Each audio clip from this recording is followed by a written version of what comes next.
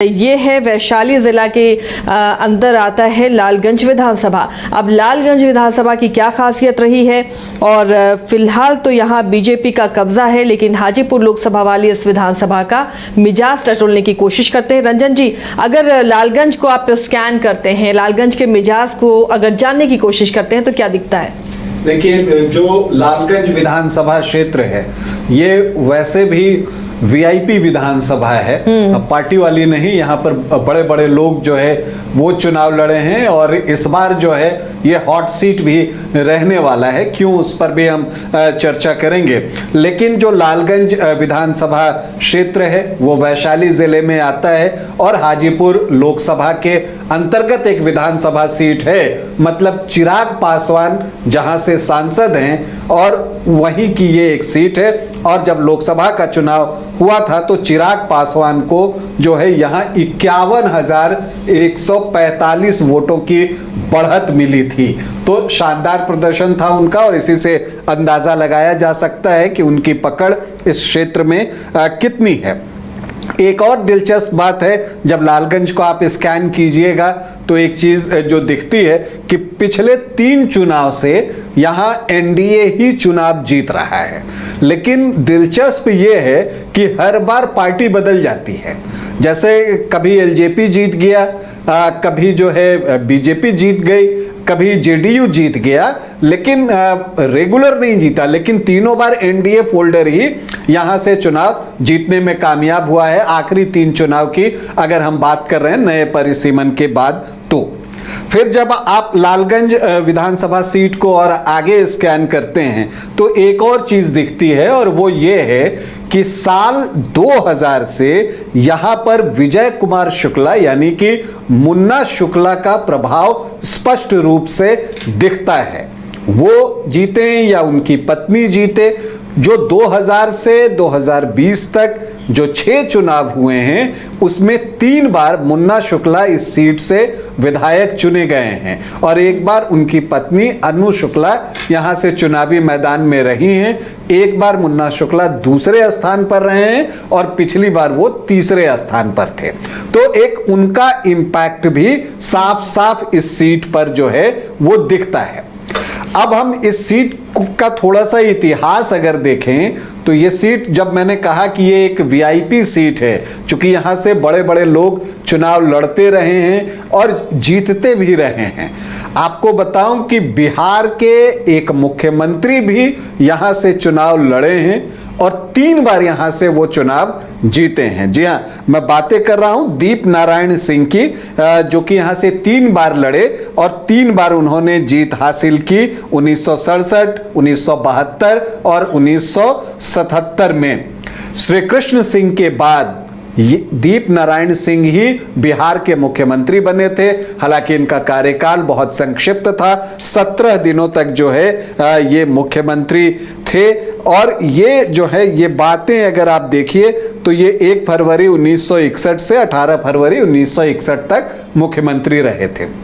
इस सीट पर अगर आप देखिए तो एलपी शाही, जो कि बड़े नेता हैं और जो भारत सरकार का कैबिनेट मंत्रालय वो संभाल चुके हैं, कैबिनेट मंत्री रहे हैं, वो भी यहां से 3 बार चुनाव जीतने में सफल रहे हैं। तो इसीलिए ये सीट जो है वो मैंने कहा कि ये एक वीआईपी सीट रही है।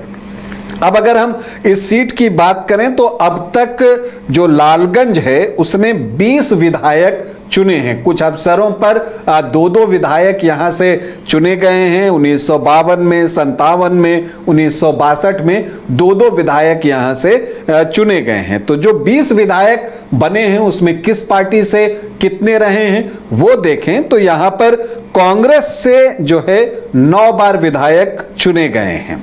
इसके बाद जेडीयू है, 2 बार यहां से विधायक उनका भी चुना गया है। एलजेपी ने भी यहां से 2 बार सफलता अर्जित की है। बीजेपी को 1 बार सफलता मिली है। जनता दल को भी 2 बार सफलता मिली है। जनता पार्टी 1 बार, लोकतांत्रिक कांग्रेस 1 बार और निर्दलीय यहां से 2 बार चुनाव जीतने में कामयाब रहे हैं। 1995 तक कांग्रेस हमेशा यहां मुख्य मुकाबले में रह रहा था और फिर उसके बाद जो है सोशलिस्टों के बीच मुकाबला होना शुरू हुआ और एक लंबे समय के बाद 2020 में कांग्रेस इस सीट पर चुनाव जो है मजबूती से लड़ती है, लेकिन उस लड़ाई में बीजेपी को जीत मिलती है और बीजेपी के लिए लालगंज में यह पहली जीत थी। तो लालगंज में पहली बार कमल खिला। अब इस बार जो है चुनाव पर हम आते हैं कि इस बार का चुनाव बहुत दिलचस्प बन गया है और दिलचस्प इसलिए बन गया है कि जो सूचना है उसके अनुसार मुन्ना शुक्ला तो चूंकि जेल में हैं, वो चुनाव नहीं लड़ेंगे, लेकिन उनकी पत्नी अन्नू शुक्ला यहां से चुनाव लड़ सकती हैं। मतलब मैं सकती हैं इसलिए कह रहा हूं क्योंकि अभी घोषणा नहीं हुई है, लेकिन ऑलमोस्ट जो है ये तय है कि अन्नू शुक्ला यहां से चुनाव लड़ेंगी। मतलब जो कांग्रेस को ये सीट पिछले बार गठबंधन में गई थी, ज्यादा उम्मीद रखिए कि उनको यहां से ये सीट नहीं मिलेगी। अब ये हो सकता है कि इसके बदले उनको कहीं और जो है वो सीट दी जाए। अब वो कौन सी सीट होगी ये तो वक्त आने पर पता चलेगा, लेकिन इस बार जो मुकाबला है वो बहुत साफ साफ दिख रहा है कि अन्नू शुक्ला आरजेडी की तरफ से चुनाव लड़ते हुए दिखेंगी। ये ऑलमोस्ट जो है वो तय है। अब एक और भी सवाल है कि यहां बीजेपी से प्रत्याशी होंगे या फिर एलजेपी जो है वो अपना प्रत्याशी देगा, ये भी एक सवाल यहां पर है। क्योंकि जैसा मैंने शुरुआत में कहा ना कि यहां 3 बार जो पिछले चुनाव हुए हैं, तीनों बार एनडीए ही जीता है, लेकिन हर बार पार्टी बदल गई है। 2010 में जेडीयू की जीत हुई, 2015 में एलजेपी यहां से जीती, तो 2020 में बीजेपी यहां से जीती। तो क्या इस बार जो है उसी परंपरा का निर्वहन होगा और बदल जाएगा, या फिर जो है बीजेपी ही चुनाव लड़ेगी? हालांकि देखकर ऐसा लगता है कि यहां पर बीजेपी ही चुनाव लड़ेगी और संजय कुमार सिंह ही उम्मीदवार होंगे। तो संजय कुमार सिंह वर्सेस जो है यहां पर अन्नू शुक्ला के बीच एक मुकाबला होगा। संजय कुमार सिंह राजपूत जाति से आते हैं, अन्नू शुक्ला जो हैं वो आपको भूमिहार जाति से आती हैं। तो एक तगड़ा मुकाबला जो है यहां पर देखने को मिल सकता है और इसीलिए ये सीट जो है वो हॉट सीट बन गई है। खैर, अब हम पिछले 3 चुनावों की बात कर लेते हैं कि किसने कब किस तरह का प्रदर्शन किया है। तो हम 2010 से बात करते हैं। इस समय अन्नू शुक्ला ही चुनावी मैदान में थी। उससे पहले अगर आप 2005 में जाएं, इनफैक्ट आप अगर 2000 से जाएं तो 2000, 2005 फरवरी और फिर 2005 अक्टूबर नवंबर, इस 3 चुनाव में जो है वो मुन्ना शुक्ला ही चुनाव यहां से जीते हैं। विजय कुमार शुक्ला जो है वो यहां से चुनाव जीतने में कामयाब हुए। फिर 2010 में जो उनकी पत्नी है अन्नू शुक्ला, वो यहां से चुनावी मैदान में उतरी और जेडीयू के टिकट पर चुनावी मैदान में उतरी और यहां पर उन्होंने जीत अर्जित की। उनको मिले 58,210 वोट, मतलब 40.8% वोट। और यहां पर निर्दलीय उम्मीदवार थे राजकुमार शाह, वो जो हैं 34,065 वोट लाने में कामयाब हुए, 23.88% वोट। और अन्नू शुक्ला ने जो है 24,145 वोटों से ये चुनाव जीत लिया।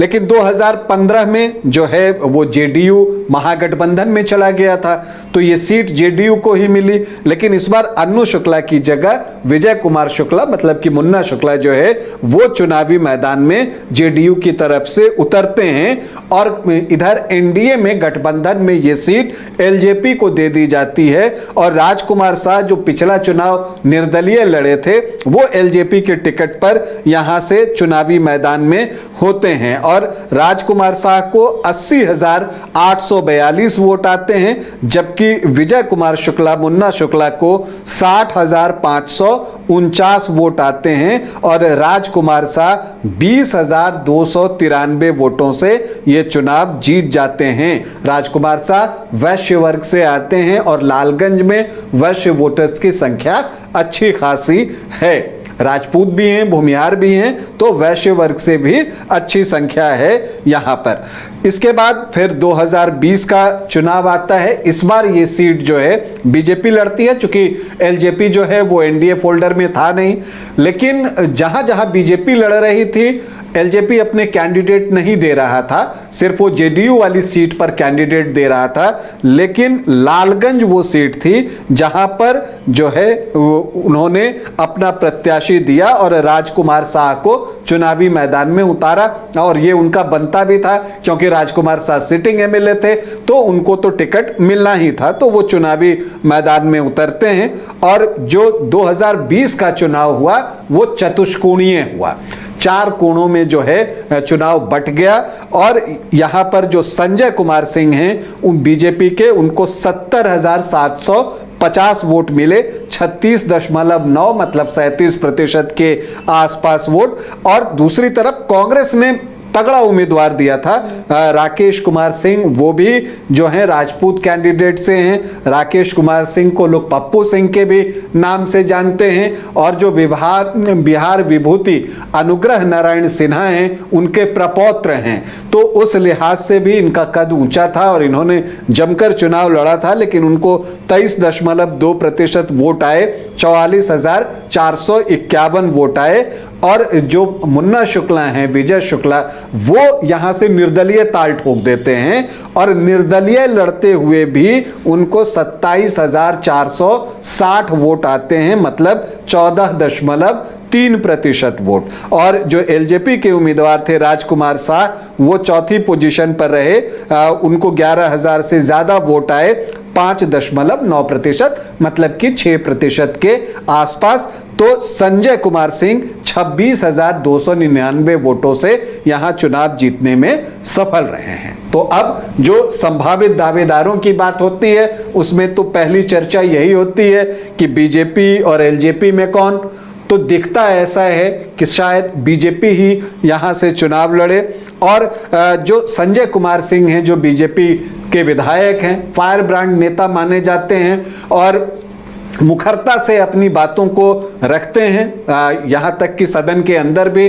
बहुत प्रभावशाली तरीके से अपनी बातों को रखते हैं, और बाहर भी जो है वो जो है अपनी बातों को सबके सामने रखते हुए दिखते हैं। तो उनका दावा यहाँ पर जो है वो मजबूत दिखता है। इसके अलावा अगर एलजेपी की बात कीजिए तो नेचुरली राजकुमार शाह जो है उनके संभावित उम्मीदवार होंगे, लेकिन सबसे बड़ा सवाल यही है कि क्या ये सीट एलजेपी को जाती है, नहीं जाती है। और आरजेडी ने तो क्लियर ही कर दिया है एक तरह से कि यहां पर मुन्ना शुक्ला की पत्नी अनु शुक्ला जो है वो चुनाव लड़ेंगी। अब देखना है कि चूंकि मुन्ना शुक्ला जेल में है, तो एक सहानुभूति क्या वो अनु शुक्ला को मिलती है, इस पर भी बहुत कुछ निर्भर करेगा।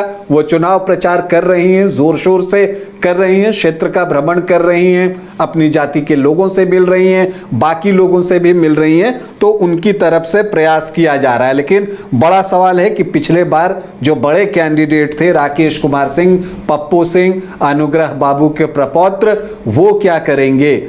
लेकिन जो उनको मैंने कुछ जगहों पर सुना, उन्होंने बिल्कुल कहा कि जो पार्टी का फैसला होगा वो मुझे मान्य होगा, अगर वो मुझे कहीं और से भी चुनाव लड़वाना चाहे तो मैं उसके लिए भी तैयार हूं। तो उन्होंने सब कुछ पार्टी पे छोड़ दिया है। तो एक जो बात होती है कि कहीं एक बागी ना खड़े हो जाए, तो ऐसी चीजें दिख नहीं रही हैं। अब अगर हम यहाँ पर लालगंज विधानसभा क्षेत्र में जातीय समीकरण की तरफ बढ़ते हैं कि यहाँ पर क्या जातीय समीकरण है, उस पर भी हम लोग चर्चा जो है वो कर लेते हैं।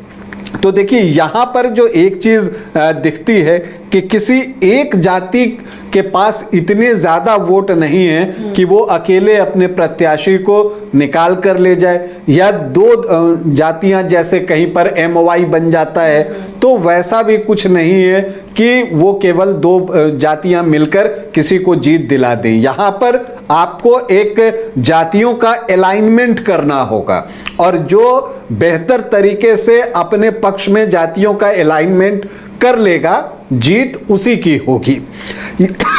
यहाँ पर अगर हम देखें तो जो एक अनुमान के अनुसार ही हम बात कर रहे हैं, जो एससी वोटर्स हैं वो 21.23% के आसपास हैं, जो मुस्लिम वोटर्स हैं वो 8.3% हैं, यादव 11 से 12% हैं, यहाँ पर सहनी वोटर्स जो हैं वो 5.5 से 6% हैं, जो भूमिहार वोटर्स हैं वो 7.5 से 8% हैं, जो राजपूत हैं वो 9 से 11% हैं, और जो ब्राह्मण हैं वो 2 से 2.5% हैं। कोयरी कुर्मी की संख्या भी यहाँ अच्छी है, 10 से 11%, वैश्य अच्छी संख्या में है 9.5 से 10%, और इसके अलावा अति पिछड़ी जातियां यहाँ पर बेहद जो है वो महत्वपूर्ण हो जाती हैं। कुम्हार मल्लाह की भी चर्चा मैंने की, ये जातियां यहाँ पर महत्वपूर्ण होती हैं। तो यहाँ पर अगर आप देखिए तो कोई 2 जाति मिलकर किसी को जीत दिला दे आमने सामने के मुकाबले में, ये मुश्किल दिखता है।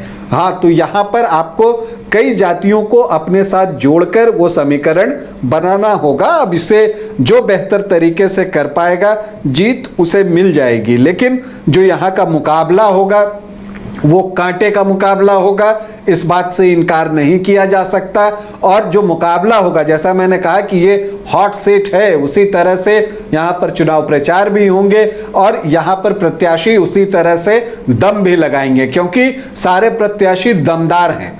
तो जो दमदार प्रत्याशियों के बीच जब मुकाबला होता है तो दम दोनों तरफ से जो है वो लगता है। इसमें जो आपको स्टार प्रचारक आते हैं उनकी भूमिका महत्वपूर्ण होगी। आप जातियों की गोलबंदी अपनी तरफ किस तरह से करते हैं उस पर बहुत कुछ निर्भर करेगा। तो अगर हम लालगंज को समअप करें तो मैं तो यही कहता हूं कि जिसने जातियों के समीकरण को अपने पक्ष में सही ढंग से अलाइन कर लिया, अलाइनमेंट कर लिया, जीत उसी की होगी। बिल्कुल, तो लालगंज जो नाम से ही बहुत ख़ास लग रहा है, उसमें देखिए किस तरह ख़ास मुकाबला होने जा रहा है और बहुत हॉट सीट ये है। अब जैसे जैसे चुनाव की तारीख नज़दीक आएगी या चुनाव का वक्त नज़दीक आएगा, उस वक्त पर भी हमारी नज़र इस लालगंज सीट पर होगी कि क्या यहाँ पर कौन से कैंडिडेट उतरते हैं और समीकरण क्या बनते हैं।